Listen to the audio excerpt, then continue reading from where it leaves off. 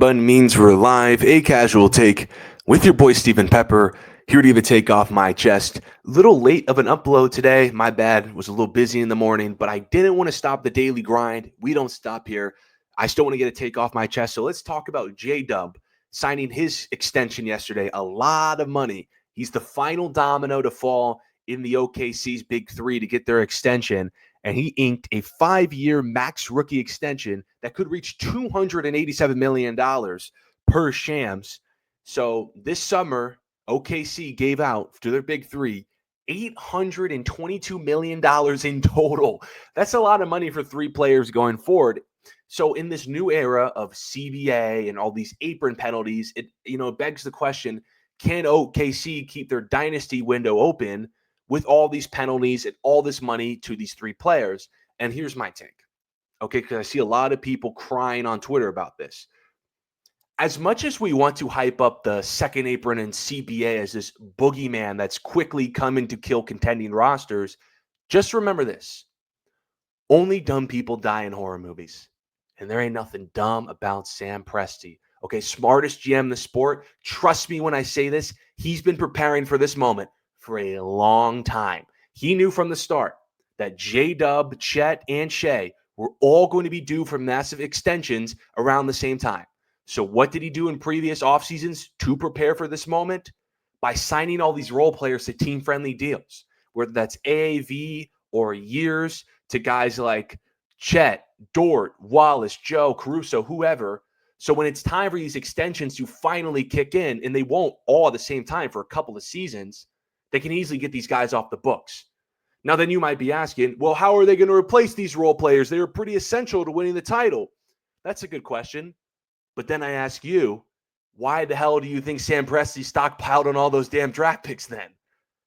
Because he knew about this moment. He could have easily leveraged a couple of those picks for another expensive star that a lot of y'all wanted him to do. Heck, even me at one point at J-Dub in Game 6 against Denver, I'm like, oh my gosh, are they going to have to go get KD this summer? But no.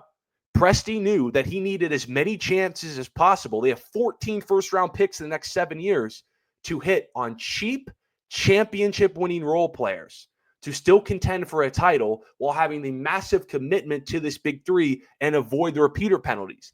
That's just how you're going to win in this new CBA now. Okay, you're going to have to get your 6th, 7th, 8th man. Those are important pieces to winning a championship through the draft. So you can have your stars making a boatload of money. Okay, and OKC's already gotten the ball rolling on that. That's who Toppich is for. That's what AJ Mitchell's for. That's what their first-round pick big man this year is for, to be an iHeart replacement. Okay, and also, just to think about it, no one in this big three right now for OKC is above the age of 26, right? And they just got championship experience. So by nature of their development, they can make up for a loss of a role player or two by picking up some slack because they got better, right? Like Shea's 27, J-Dub's 24, Chet's 23, if I didn't mess that up. So, and they just won championship experience. So, and their contracts aren't going to be over until they're a little over the age of 30, still in their prime. They're only going to get better from here. So by getting better, they can make up for a loss of a role player because they're good enough to pick up their slack, right? Last year during their title run, they weren't good enough. It was their first big playoff run. Shea was just the MVP. Dub was just all NBA for the first time. They've never been on a playoff run that big. They lacked experience. So they needed guys like iHeart, Caruso to pick up some slack in some areas in big games.